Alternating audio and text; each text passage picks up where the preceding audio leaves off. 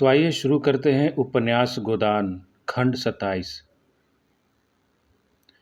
गोबर को शहर आने पर मालूम हुआ कि जिस अड्डे पर वह अपना खोंचा लेकर बैठता था वहाँ एक दूसरा खोंचे वाला बैठने लगा है और ग्राहक अब गोबर को भूल गए हैं। वह घर भी अब उसे पिंजरे सा लगता था। झुनिया उसमें अकेली बैठी रोया करती। लड़का दिन भर आंगन में या द्वार पर खेलने का आदी था। यहाँ उसके खेलने का कोई जगह न थी। कहाँ जाए? द्वार पर मुश्किल से 1 गज का रास्ता था। दुर्गंध उड़ा करती थी। गर्मी में कहीं बाहर बैठने लेटने की जगह नहीं। लड़का माँ को एक क्षण के लिए न छोड़ता था और जब कुछ खेलने को न हो तो कुछ खाने और दूध पीने के सिवा और क्या करे। घर पर कभी धनिया खिलाती, कभी रूपा, कभी सोना, कभी होरी, कभी पुनिया। यहाँ अकेली झुनिया थी और उसे घर का सारा काम करना पड़ता था। और गोबर जवानी के नशे में मस्त था। उसकी अतृप्त लालसाएं विषय भोग के सागर में डूब जाना चाहती थीं। किसी काम में उसका मन न लगता। खोंचा लेकर जाता तो घंटे भर में ही लौट आता। मनोरंजन का कोई दूसरा सामान न था। पड़ोस के मजूर और इक्केवान रात रात भर ताश और जुआ खेलते थे। थोड़े ही दिनों में झुनिया इस जीवन से उब गई। वह चाहती थी कहीं एकांत में जाकर बैठे, खूब निश्चिंत होकर लेटे सोए, मगर वह एकांत कहीं नहीं मिलता। उसे अब गोबर पर गुस्सा आता। उसने शहर के जीवन का कितना मोहक चित्र खींचा था और यहाँ इस काल कोठरी के सिवा और कुछ नहीं। बालक से भी उसे चिढ़ होती थी। कभी कभी वह उसे मारकर बाहर निकाल देती और अंदर से किवाड़ बंद कर लेती। बालक रोते रोते बेदम हो जाता। उस पर विपत्ति यह कि उससे दूसरा बच्चा पैदा होने वाला था। कोई आगे न पीछे। अक्सर सिर में दर्द हुआ करता। खाने से अरुचि हो गई थी। ऐसी तंद्रा होती थी कि कोने में चुपचाप पड़ी रहे, कोई उससे न बोले चाले। मगर यहाँ गोबर का निष्ठुर प्रेम स्वागत के लिए द्वार खटखटाता रहता था। स्तन में दूध को नाम नहीं, लेकिन लल्लू छाती पर सवार रहता था। देह के साथ उसका मन भी दुर्बल हो गया। वह जो संकल्प करती उसे थोड़े से आग्रह पर तोड़ देती। वह लेटी होती और लल्लू आकर जबरदस्ती उसकी छाती पर बैठ जाता और स्तन मुंह में लेकर चबाने लगता। वह अब तो 2 साल का हो गया था। बड़े तेज दांत निकल आए थे। मुंह में दूध न जाता तो वह क्रोध में आकर स्तन में दांत काट लेता। लेकिन झुनिया में अब इतनी शक्ति भी न थी कि उसे छाती पर से ढकेल दे। उसे हरदम मौत सामने खड़ी नजर आती। पति और पुत्र, किसी से भी उसे स्नेह न था। सभी अपने मतलब के आ रहे। बरसात के दिनों में जब लल्लू के दस्त आने लगे और उसने दूध पीना छोड़ दिया तो झुनिया को सिर से एक विपत्ति टल जाने का अनुभव हुआ। लेकिन जब 1 सप्ताह बाद बालक मर गया तो उसकी स्मृति पुत्र स्नेह से सजीव होकर उसे रुलाने लगी। और जब गोबर बालक के मरने के 1 ही सप्ताह बाद फिर आग्रह करने लगा तो उसने क्रोध से जलकर कहा, तुम कितने पशु हो। झुनिया को अब लल्लू की स्मृति लल्लू से भी कहीं प्रिय थी। लल्लू जब तक सामने था वह उससे जितना सुख पाती थी उससे कहीं ज़्यादा कष्ट पाती थी। अब लल्लू उसके मन में आ बैठा था। शांत, स्थिर, सुशील, सुहास। उसकी कल्पना में अब वेदनामय आनंद था जिसमें प्रत्यक्ष की काली छाया न थी। बाहर वाला लल्लू उसके भीतर वाले लल्लू का प्रतिबिंब मात्र था। प्रतिबिंब सामने न था जो असत्य था, अस्थिर था। सत्य रूप तो उसके भीतर था, उसकी आशाओं और शुभेच्छाओं से सजीव। दूध की जगह वह उसे अपना रक्त पिला पिलाकर पाल रही थी। उसे अब वह बंद कोठरी और वह दुर्गंधमयी वायु और वह दोनों जून धुएं में जलना, इन बातों का मानो ज्ञान ही न रहा। वह स्मृति उसके भीतर बैठी हुई जैसे उसे शक्ति प्रदान करती रहती। जीते जी जो उसके जीवन का भार था मरकर उसके प्राणों में समा गया था। उसकी सारी ममता अंदर जाकर बाहर से उदासीन हो गई। गोबर देर में आता है या जल्द, रुचि से भोजन करता है या नहीं, प्रसन्न है या उदास, इसकी अब उसे बिल्कुल चिंता न थी। गोबर क्या कमाता है और कैसे खर्च करता है इसकी भी उसे परवाह न थी। उसका जीवन जो कुछ था भीतर था, बाहर वह केवल निर्जीव यंत्र थी। उसके शोक में भाग लेकर, उसके अंतर्जीवन में बैठकर गोबर उसके समीप जा सकता था, उसके जीवन का अंग बन सकता था, पर वह उसके बाहरी जीवन के सूखे तट पर ही आकर प्यासा लौट जाता था। एक दिन उसने रूखे स्वर में कहा, तो लल्लू के नाम को कब तक रोए जाएगी? 4-5 महीने तो हो गए। झुनिया ने ठंडी सांस लेकर कहा, तुम मेरा दुख नहीं समझ सकते। अपना काम देखो। मैं जैसी हूँ वैसी पड़े रहने दो। रोते रहने से लल्लू लौट आएगा? झुनिया के पास इसका कोई जवाब न था। वह उठकर पतीली में कचालू के लिए आलू उबालने लगी। गोबर को ऐसा पाषाण हृदय उसने न समझा था। इस बेदर्दी ने लल्लू को उसके मन में और सजग कर दिया। लल्लू उसी का है, उसमें किसी का साझा नहीं, किसी का हिस्सा नहीं। अभी तक लल्लू किसी अंश में उसके हृदय के बाहर भी था। गोबर के हृदय में भी उसकी कुछ ज्योति थी। अब वह संपूर्ण रूप उसका था। गोबर ने खोचे से निराश होकर शक्कर के मिल में नौकरी कर ली थी। मिस्टर खन्ना ने पहले मिल से प्रोत्साहित होकर हॉल में यह दूसरा मिल खोल दिया था। गोबर को वहाँ बड़े सवेरे जाना पड़ता और दिन भर के बाद जब वह दिया जले घर लौटता तो उसकी देह में जरा भी जान न रहती। घर पर भी उसे इससे कम मेहनत न करनी पड़ती थी, लेकिन वहाँ उसे जरा भी थकान न होती थी। बीच बीच में वह हंस बोल भी लेता था। फिर उस खुले हुए मैदान में उन्मुक्त आकाश के नीचे जैसे उसकी क्षति पूरी हो जाती थी। वहाँ उसकी देह चाहे जितना काम करे, मन स्वच्छंद रहता था। यहाँ देह की उतनी मेहनत न होने पर भी जैसे उस कोलाहल, उस गति और तूफानी शोर का उस पर बोझ सा लदा रहता था। यह शंका भी बनी रहती थी कि न जाने कब डांट पड़ जाए। सभी श्रमिकों की यही दशा थी। सभी ताड़ी या शराब में अपनी दैहिक थकान और मानसिक अवसाद को डुबोया करते थे। गोबर को भी शराब का चस्का पड़ा।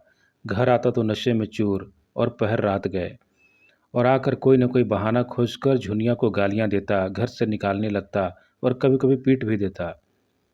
झुनिया को अब यह शंका होने लगी कि वह रखेली है, इसी से उसका यह अपमान हो रहा है। बेहता होती तो गोबर की मजाल थी कि उसके साथ यह बर्ताव करता। बिरादरी उसे दंड देती, हुक्का पानी बंद कर देती। उसने कितनी बड़ी भूल की कि इस कपटी के साथ घर से निकल भागी। सारी दुनिया में हंसी भी हुई और हाथ कुछ न आया। वह गोबर को अपना दुश्मन समझने लगी, न उसके खाने पीने की परवाह करती और न अपने खाने पीने की। जब गोबर उसे मारता तो उसे ऐसा क्रोध आता कि गोबर का गला छुरे से रेत डाले। गर्भ ज्यों-ज्यों पूरा होता जाता है, उसकी चिंता बढ़ती जाती है। इस घर में तो उसकी मरण हो जाएगी। कौन उसकी देखभाल करेगा? कौन उसे सँभालेगा? और जो गोबर इसी तरह मारता-पीटता रहा, तब तो उसका जीवन भी नरक ही हो जाएगा। एक दिन वह बम्बे पर पानी भरने गई, तो पड़ोस की एक स्त्री ने पूछा, "कै महीने का है रे?" झुनिया ने लजाकर कहा, "क्या जाने दीदी, मैंने तो गिना-गिनाया नहीं है।" दोहरी देह की, काली कलूटी, नाटी, कुरूपा, बड़े-बड़े स्तनों वाली स्त्री थी। उसका पति एक्का हाँकता था और वह खुद लकड़ी की दुकान करती थी। झुनिया कई बार उसकी दुकान से लकड़ी लाई थी। इतना ही परिचय था। मुस्कुराकर बोली, "मुझे तो जान पड़ता है दिन पूरे हो गए हैं। आज ही कल में होगा। कोई दाई-वाई ठीक कर ली है?" झुनिया ने भयातुर स्वर में कहा, "मैं तो वहाँ किसी को नहीं जानती। तेरा मर्दुआ कैसा है, जो कान में तेल डाले बैठा है?" "उन्हें मेरी क्या फ़िक्र। हाँ, देख तो रही हूँ। तुम तो शौर में बैठोगी। कोई करने धरने वाला चाहिए कि नहीं? सास, ननद, देवरानी, जेठानी कोई है कि नहीं? किसी को बुला लेना था। मेरे लिए सब मर गए।" वह पानी लाकर जूठे बर्तन मांजने लगी तो प्रसव की शंका से हृदय में धड़कनें हो रही थी। सोचने लगी, कैसे क्या होगा भगवान। उफ, यही तो होगा, मर जाऊंगी। अच्छा है जंजाल से जी छूटेगा। शाम को उसके पेट में दर्द होने लगा। समझ गई कि विपत्ति की घड़ी आ पहुंची। पेट को एक हाथ से पकड़े हुए पसीने से तर उसने चूल्हा जलाया, खिचड़ी डाली और दर्द से व्याकुल होकर वहीं जमीन पर लेट रही। कोई 10 बजे रात को गोबर आया, ताड़ी की दुर्गंध उड़ाता हुआ, लटपटाती हुई जबान से उटपटांग बक रहा था, "मुझे किसी की परवाह नहीं है। जिसे 100 दफ़े गरज हो रहे नहीं चला जाए।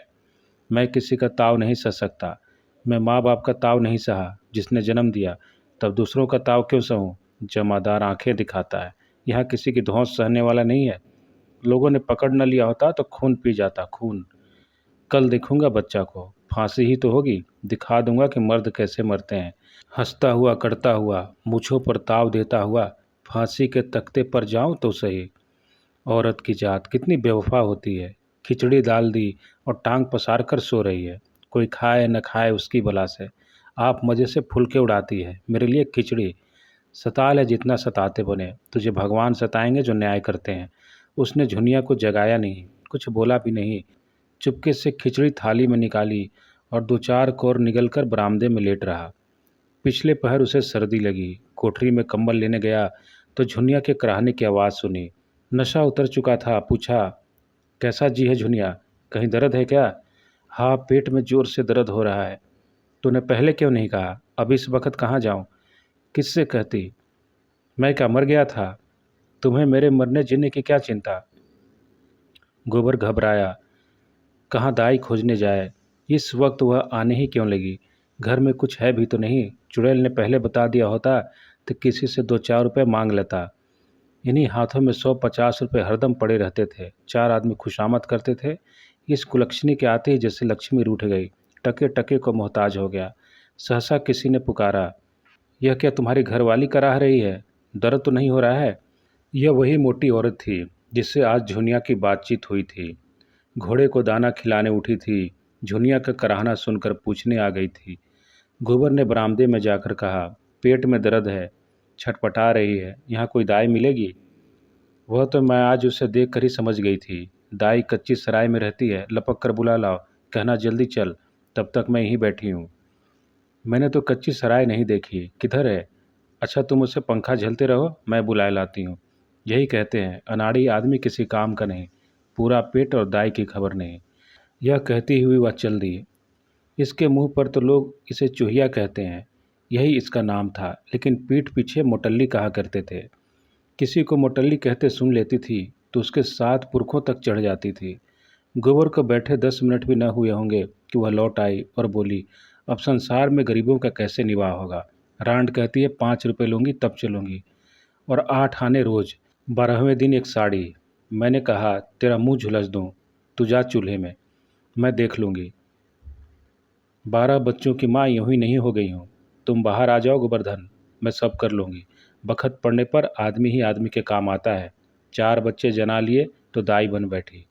वह झुनिया के पास जा बैठी और उसका सिर अपनी जांघ पर रखकर उसका पेट सहलाती हुई बोली, मैं तो आज तुझे देखते ही समझ गई थी। सच पूछो तो इसी धड़के में आज मुझे नींद नहीं आई। यहाँ तेरा कौन सगा बैठा है? झुनिया ने दर्द से दांत जमाकर सी करते हुए कहा, अब न बचूंगी दीदी। हाय, मैं तो भगवान से मांगने न गई थी। एक को पाला पोसा, उसे तुमने छीन लिया, तो फिर इसका कौन काम था? मैं मर जाऊं माता तो तुम बच्चे पर दया करना, उसे पाल पोस लेना, भगवान तुम्हारा भला करेंगे। चूहिया स्नेह से उसके केश सुलझाती हुई बोली, धीरज धर बेटी, धीरज धर, अभी क्षण भर में कष्ट कटा जाता है।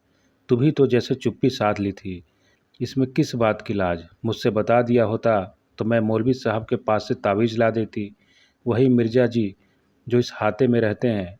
इसके बाद झुनिया को कुछ होश न रहा।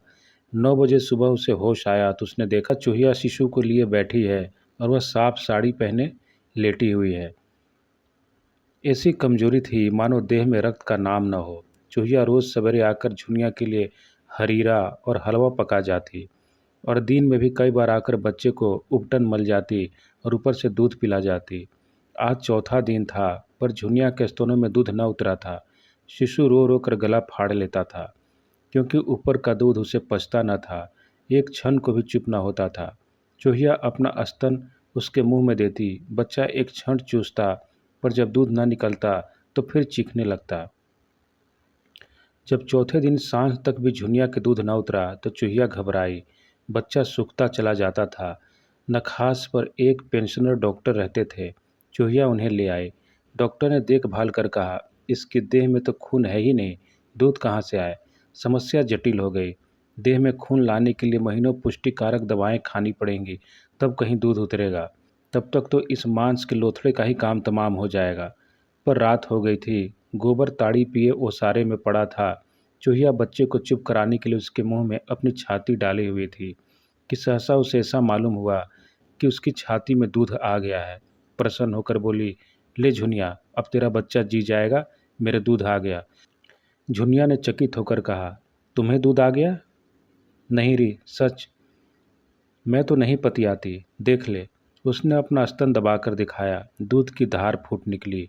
झुनिया ने पूछा, तुम्हारी छोटी बिटिया तो 8 साल से कम की नहीं है? हाँ, 8वां है, लेकिन मुझे दूध बहुत होता था।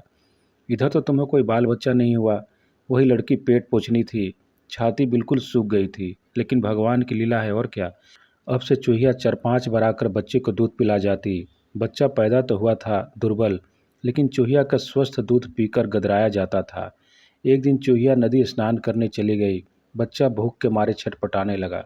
चूहिया 10 बजे लौटी तो झुनिया बच्चे को कंधे से लगाए झूला झुला रही थी और बच्चा रोए जाता था। चूहिया ने बच्चे को उसकी गोद से लेकर दूध पिला देना चाहा, पर झुनिया ने उससे झिड़क कर कहा, रहने दो, अब भागा मर जाए वही अच्छा, किसी का एहसान तो न लेना पड़ेगा। चूहिया गिड़गिड़ाने लगी। झुनिया ने बड़े अधरावन के बाद बच्चा उसकी गोद में दिया, लेकिन झुनिया और गोबर में अब भी न पड़ती थी। झुनिया के मन में बैठ गया था कि यह पक्का मतलबी बेदर्द आदमी है, मुझे केवल भोग की वस्तु समझता है, चाहे मैं मरूं या जीऊं, उसकी इच्छा पूरी किए जाऊं।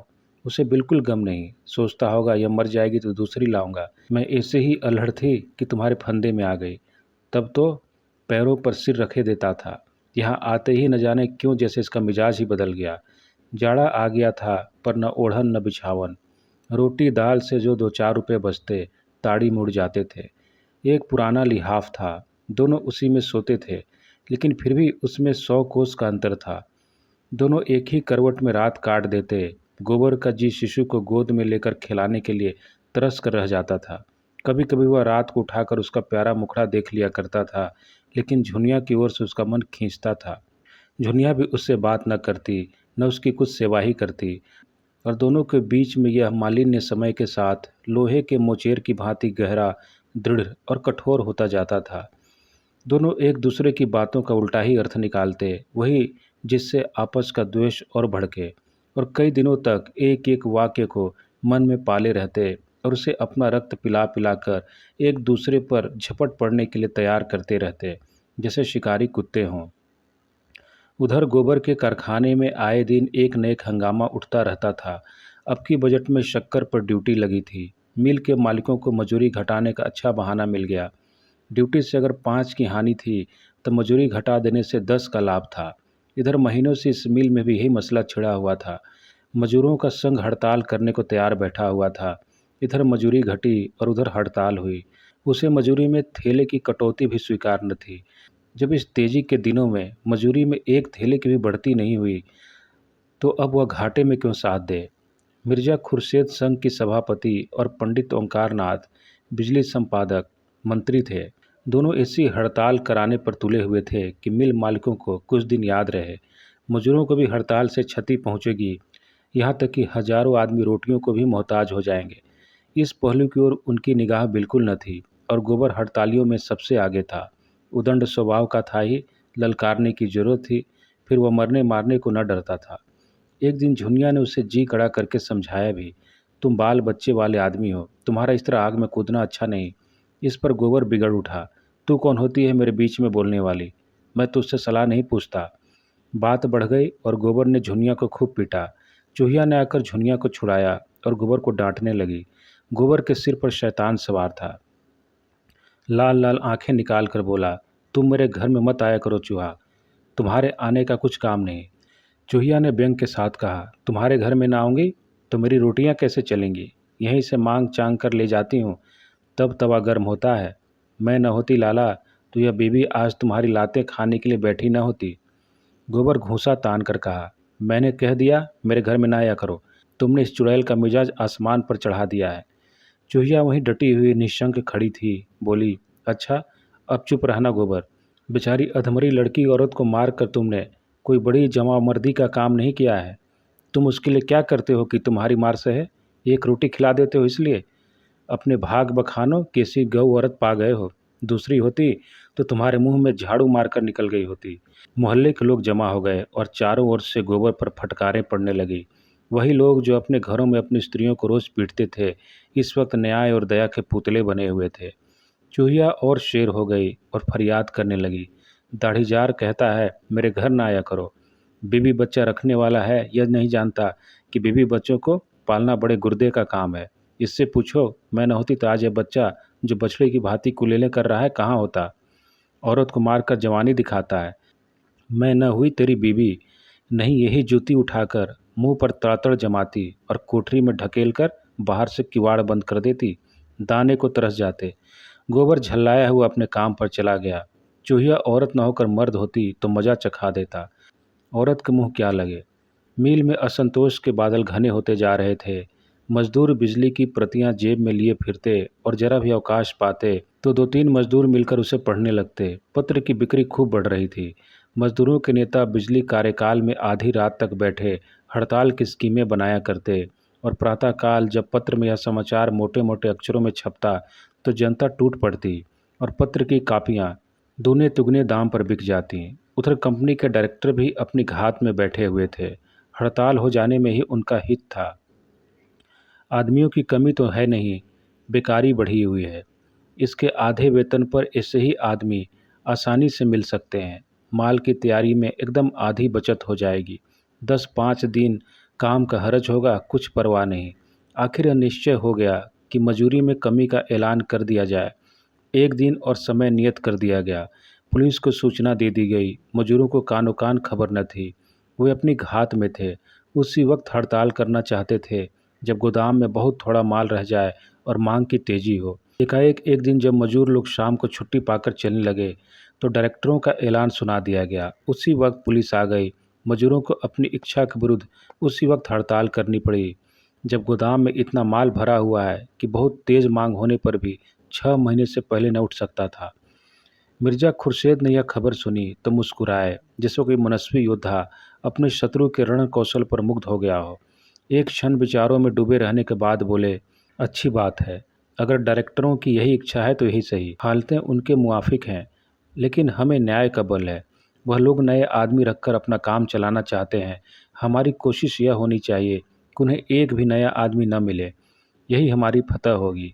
बिजली कार्यालय में उसी वक्त खतरे की मीटिंग हुई। कार्यकारिणी समिति का भी संगठन हुआ। पदाधिकारियों का चुनाव हुआ और 8 बजे रात को मजूरों का लंबा जुलूस निकला। 10 बजे रात को कल का सारा प्रोग्राम तय किया गया और यह ताकीद कर दी गई कि किसी तरह का दंगा फसाद न होने पाए, मगर सारी कोशिश बेकार हुई। हड़तालियों ने नए मजूरों का टिड्डी दल मिल के द्वार पर खड़ा देखा तो उनकी हिंसावृत्ति काबू के बाहर हो गई। सोचा था 100-100, 50-50 आदमी रोज भर्ती के लिए आएंगे। उन्हें समझा बुझाकर या धमकाकर भगा देंगे। हड़तालियों की संख्या देखकर नए लोग आप ही भयभीत हो जाएंगे। मगर यहाँ तो नक्शा ही कुछ और था। अगर यह सारे आदमी भर्ती हो गए, हड़तालियों के लिए समझौते की कोई आशा ही न थी। तय हुआ कि नए आदमियों को मिल में न जाने दिया जाए। बल प्रयोग के सिवा और कोई उपाय न था। नया दल भी लड़ने मरने पर तैयार था। उनमें अधिकांश ऐसे भूखमरे थे जो इस अवसर को भी किसी तरह न छोड़ना चाहते थे। भूखों मर जाने से या अपने बाल बच्चों को भूखे मरते देखने से तो यही कहीं अच्छा था कि इस परिस्थिति से लड़कर मरें। दोनों दलों में फौजदारी हो गई। बिजली संपादक तो भाग खड़े हुए। बेचारे मिर्जा जी पिट गए और उनकी रक्षा करते हुए गोबर भी बुरी तरह घायल हो गया। मिर्जा जी पहलवान आदमी थे और मंझे हुए फिकैत। अपने ऊपर कोई गहरा वार न पड़ने दिया। गोबर गंवार था, पूरा लठ मारना जानता था पर अपनी रक्षा करना न जानता था, जो लड़ाई में मारने से ज़्यादा महत्व की बात है। उसके एक हाथ की हड्डी टूट गई, सिर खुल गया और अंत में वहीं ढेर हो गया। कंधों पर अनगिनत लाठियां पड़ी जिससे उसका एक एक अंग चूर हो गया था। हड़तालियों ने उसे गिरते देखा तो भाग खड़े हुए। केवल 10-12 जचे हुए आदमी मिर्जा को घेर कर खड़े रहे। नए आदमी विजय पताका उड़ाते हुए मिल में दाखिल हुए और पराजित हड़ताली अपने हताहतों को उठा उठाकर अस्पताल पहुंचाने लगे। मगर अस्पताल में इतने आदमियों के लिए जगह न थी। मिर्जा जी तो ले लिए गए। गोबर की मरहम पट्टी करके उसके घर पहुंचा दिया गया। झुनिया ने गोबर की वह चेष्टाहीन लोथ देखी तो उसका नरित्व जाग उठा। अब तक उसने उसे सबल रूप में देखा था, जो उस पर शासन करता था, डांटता था, मारता था। आज वह अपंग था, निसहाय था, दयनीय था। झुनिया ने खाट पर झुककर आंसू भरी आंखों से गोबर को देखा और घर की दशा का ख्याल करके उसे गोबर पर एक ईर्ष्या में क्रोध आया। गोबर जानता था कि घर में एक पैसा नहीं है। वह यह भी जानता था कि कहीं से एक पैसा मिलने की आशा नहीं है। यह जानते हुए भी उसके बार बार समझाने पर भी उसने यह विपत्ति अपने ऊपर ली। उसने कितनी बार कहा था, तुम इस झगड़े में न पड़ो, आग लगाने वाले आग लगाकर अलग हो जाएंगे, जाएगी गरीबों के सिर। लेकिन वह कब किसकी सुनने लगा था। वह तो उसकी बैरिन थी। मित्र तो वह लोग थे जो अब मज़े से मोटरों में घूम रहे हैं। उस क्रोध में एक प्रकार की तुष्टि थी, जैसे हम उन बच्चों को कुर्सी से गिर पड़ते देखकर जो बार बार मना करने पर खड़े होने से बाज न आते थे, चिल्ला उठते हैं, अच्छा हुआ तुम्हारा सिर क्यों न दो हो गया। लेकिन एक ही क्षण में गोबर का करुणा कंदन सुनकर उसकी सारी संज्ञा सिहर उठी। व्यथा में डूबे हुए यह शब्द उसके मुंह से निकले। हाय हाय, सारी देह भुरकस हो गई। सबों को तनिक दया भी न आई। वह उसी तरह बड़ी देर तक गोबर का मुंह देखती रही। वह क्षीण होती हुई आशा से जीवन का कोई लक्षण पा लेना चाहती थी, और प्रति क्षण उसका धैर्य अस्त होने वाले सूर्य की भांति डूबता जाता था और भविष्य का अंधकार उसे अपने अंदर समेट लेता था। सहसा चूहिया ने आकर पुकारा, गोबर का क्या हाल है बहू? मैंने तो अभी सुना दुकान से दौड़ी आई हो। झुनिया के रुके हुए आंसू बल पड़े, कुछ न बोल सकी। भयभीत आंखों से चूहिया की ओर देखा। चूहिया ने गोबर का मुंह देखा, उसकी छाती पर हाथ रखा और आश्वासन भरे स्वर में बोली, यह 4 दिन में अच्छे हो जाएंगे, घबरा मत। कुशल हुई, तेरा सुहाग बलवान था, कई आदमी उसी दंगे में मर गए। घर में कुछ रुपए पैसे हैं? झुनिया ने लज्जा से सिर हिला दिया। मैं लाए देती हूँ, थोड़ा सा दूध लाकर गर्म कर ले। झुनिया ने उसके पांव पकड़कर कहा, दीदी तुम ही मेरी माता हो, मेरा दूसरा कोई नहीं है। जाड़ों की उदास संध्या आज और भी उदास मालूम हो रही थी। झुनिया ने चूल्हा जलाया और दूध उबालने लगी। चूहिया बरामदे में बच्चे को लिए खिला रही थी। सहसा झुनिया भारी कंठ से बोली, मैं बड़ी अभागिन ही दीदी। मेरे मन में ऐसा आ रहा है जैसे मेरे ही कारण इनकी यह दशा हुई है। जी कुड़ता है तब मन दुखी होता ही है, फिर गालियाँ भी निकलती हैं, शराब भी निकलता है। कौन जाने मेरी गालियों। इसके आगे वह कुछ न कह सकी। आवाज़ आंसुओं के रेले में बह गई। चूहिया ने अंचल से उसके आंसू पोंछते हुए कहा, कैसी बातें सोचती है बेटी, यह तेरे सिंदूर का भाग है कि अब बच गए। मगर हाँ, इतना है कि आपस में लड़ाई हो तो मुंह से चाहे जितना बकले, मन में कीना न पाले। बीज अंदर पड़ा तो अखुआ निकले बिना नहीं रहता। झुनिया ने कंपन भरे स्वर में पूछा, अब मैं क्या करूं दीदी? चूहिया ने ढाढ़स दिया, कुछ नहीं बेटी, भगवान का नाम ले, वह गरीबों की रक्षा करते हैं। उसी समय गोबर ने आंखें खोली और झुनिया को सामने देखकर याचना भाव से क्षीण स्वर में बोला, आज बहुत चोट खा गया झुनिया, मैं किसी से कुछ नहीं बोला, सबों ने अनायास मुझे मारा। कहा सुना माफ़ कर, मुझे सताया था उसी का यह फल मिला। तुझे सताया था उसी का यह फल मिला। थोड़ी देर का और मेहमान हूँ, अब न बचूंगा, मारे दर्द के सारी देह फटी जाती है। चूहिया ने अंदर आकर कहा, चुपचाप पड़े रहो, बोलो चालो नहीं, मरोगे नहीं, इसका मेरा जुम्मा। गोबर के मुख पर आशा की रेखा झलक पड़ी। बोला, सच कहती हो? मैं मरूंगा नहीं? हाँ, नहीं मरोगे। तुम्हें हुआ क्या है? जरा सिर में चोट आई है और हाथ की हड्डी उतर गई है। ऐसी चोटें मर्दों को रोज ही लगा करती हैं, इन चोटों से कोई मरता नहीं। अब मैं झुनिया को कभी न मारूंगा। डरते होगे कि कहीं झुनिया तुम्हें न मारे। वह मारेगी भी तो न बोलूँगा। अच्छा होने पर भूल जाओगे। नहीं दीदी, कभी न भूलूंगा। गोबर इस समय बच्चों की सी बातें किया करता। 10-5 मिनट अचेत सा पड़ा रहता। उसका मन न जाने कहाँ कहाँ उड़ता फिरता। कभी देखता वह नदी में डूबा जा रहा है और झुनिया उसे बचाने के लिए नदी में चली आ रही है। कभी देखता कोई दैत्य उसकी छाती पर सवार है और झुनिया की शकल की कोई देवी उसकी रक्षा कर रही है, और बार बार चौंक कर पूछता, मैं मरूंगा तो नहीं झुनिया? 3 दिन उसकी यही दशा रही और झुनिया ने रात को जगाकर और दिन को उसके सामने खड़े रहकर जैसे मौत से उसकी रक्षा की। बच्चे को चूहिया संभाले रहती। चौथे दिन झुनिया एक्का लाई और सबों ने गोबर को उस पर लाद कर अस्पताल पहुंचाया। वहां से लौटकर गोबर को मालूम हुआ कि वो सचमुच बच जाएगा। उसने आंखों में आंसू भरकर कहा, मुझे क्षमा कर दो झूना। इन 3-4 दिनों में चूहिया के 3-4 रुपये खर्च हो गए थे, और अब झुनिया को उससे कुछ लेते संकोच होता था। वह भी कोई मालदार तो नहीं थी, लकड़ी की बिक्री के रुपए झुनिया को दे देती। आखिर झुनिया ने कुछ काम करने का विचार किया। अभी गोबर को अच्छे होने में महीनों लगेंगे। खाने पीने को भी चाहिए, दवा दारू को भी चाहिए। वह कुछ काम करके खाने भर को तो ले ही आएगी। बचपन से उसने गऊओं का पालन और घास छीलना सीखा था। यहाँ गऊएं कहाँ थी? हाँ, वह घास छील सकती थी। मोहल्ले के कितने ही स्त्री पुरुष बराबर शहर के बाहर घास छीलने जाते थे और 8-10 आना कमा लेते थे। वह प्रातःकाल गोबर को हाथ मुंह धुलाकर बच्चे को उसे सौंप कर घास छीलने निकल जाती और तीसरे पहर तक भूखी प्यासी घास छीलती रहती। फिर उसे मंडी में ले जाकर बेचती और शाम को घर आती।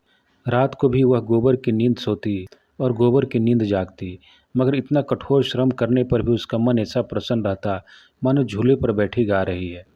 रास्ते भर साथ की स्त्रियों और पुरुषों से चुहल और विनोद करती जाती।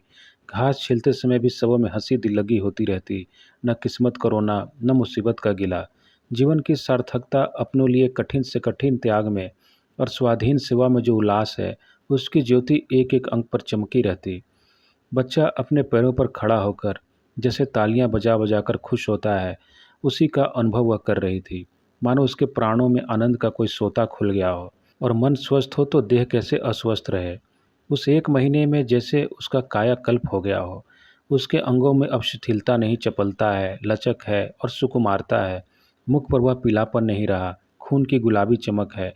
उसका यौवन जो बंद कोठरी में पड़े पड़े अपमान और कलह से कुंठित हो गया था, मानो ताजी हवा और प्रकाश पाकर लहलहा उठा है। अब उसे किसी बात पर क्रोध नहीं आता। बच्चे के जरा सा रोने पर वह झुंझला उठा करती थी। अब जैसे उसके धैर्य और प्रेम का अंत ही न था। इसके खिलाफ गोबर अच्छा होते जाने पर भी कुछ उदास सा रहता था। जब हम अपने किसी प्रियजन पर अत्याचार करते हैं और जब विपत्ति आ पड़ने से हमें इतनी शक्ति आ जाती है कि उसकी तीव्र व्यथा का अनुभव करें, तो उससे हमारी आत्मा में जागृति का उदय हो जाता है और हम उस बेजा व्यवहार का प्रायश्चित करने के लिए तैयार हो जाते हैं। गोबर वही प्रायश्चित के लिए व्याकुल हो रहा था। अब उसके जीवन का रूप बिल्कुल दूसरा होगा, जिसमें कटुता की जगह मृदुता होगी, अभिमान की जगह नम्रता। अब उसे ज्ञात हुआ कि सेवा करने का अवसर बड़े सौभाग्य से मिलता है और वह इस अवसर को कभी न भूलेगा। उपन्यास गोदान का आगे का भाग खंड 28 में